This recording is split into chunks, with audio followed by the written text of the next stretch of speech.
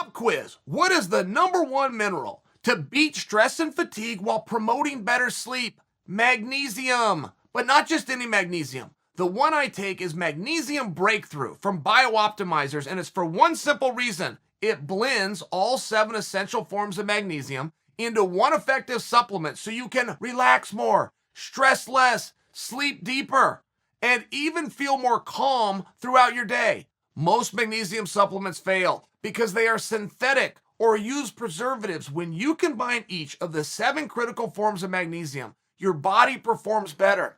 From your brain to your sleep, it reduces pain and inflammation and muscle tension.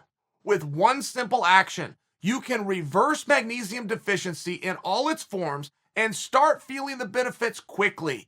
Go to magnesiumbreakthrough.com/Chael to get 10% off. Use the promo code Chael10 or click on the link in the description or our pinned comment below, and remember to use promo code Chael10 for a 10% discount. If you quit in fighting, it's bad.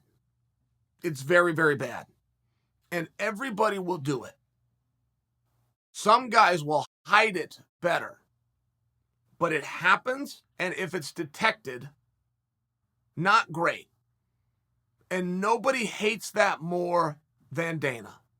And if you look at it from Dana White's perspective, I'm paying you to do this. I am buying a performance. I need you to go out there and perform. I don't need you to win.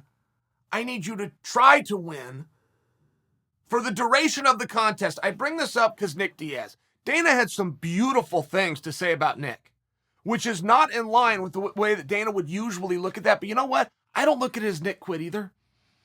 And I don't know why I refuse to say that.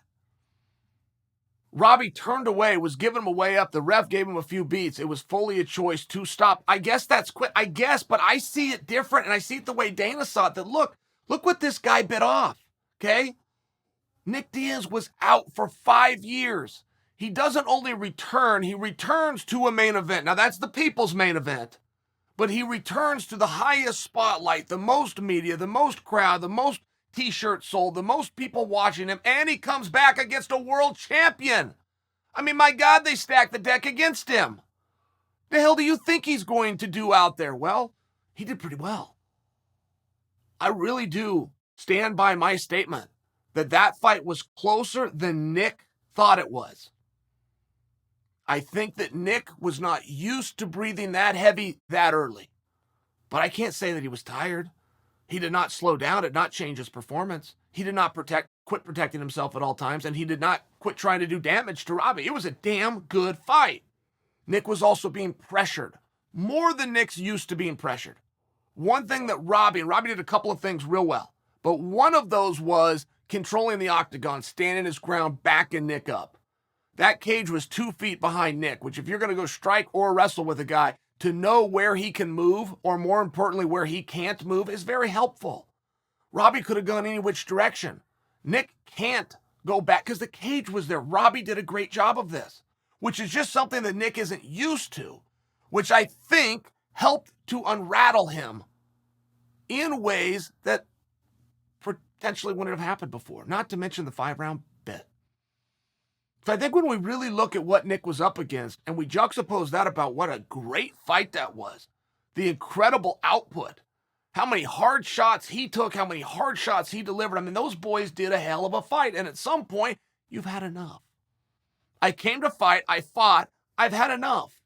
Regardless of what you say or the guy with the air horn says, I have had enough. He and I have had a fight. He wins. I've had enough. That is generally not acceptable within this space. But I share Dana's opinion, man. There was some real positives to what Nick did. Surprising. Not just positive, some surprisingly good back and forth. Some surprisingly good durability. Other guys fought that night. 8 other guys, 16 guys, 8 other fights were 3 rounds. I'm going to put Nick's in a 3-round because it was stopped within the 3rd.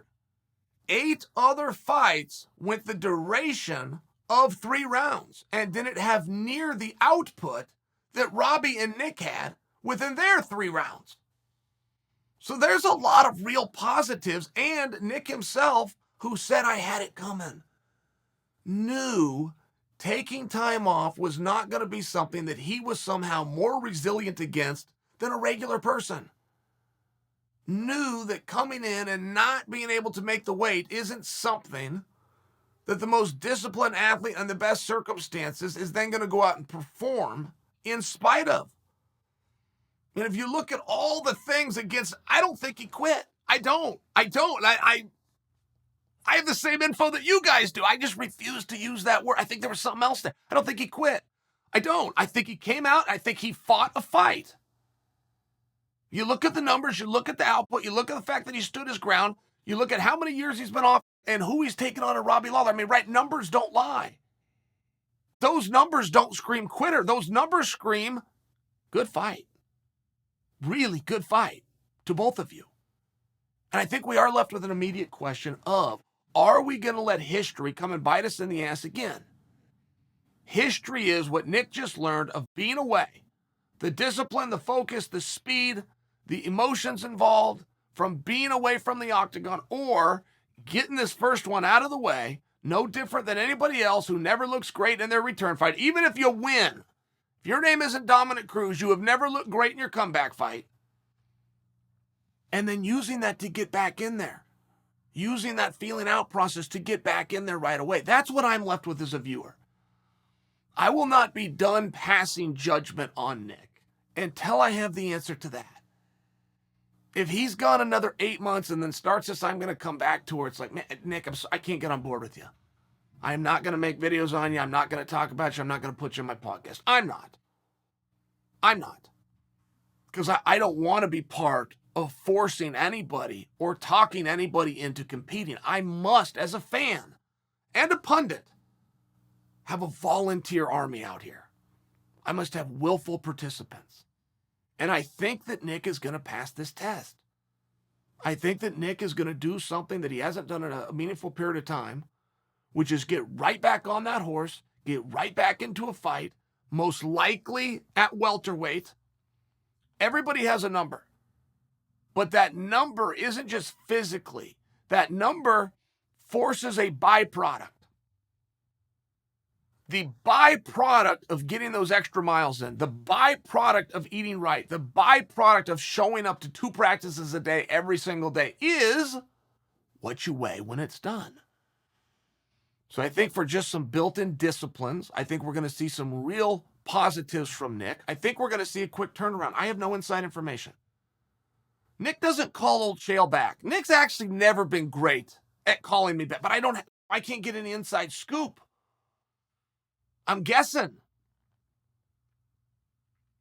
But that's my guess, and I agree with Dana. Quite simply. For what he was up against, that performance was damn good.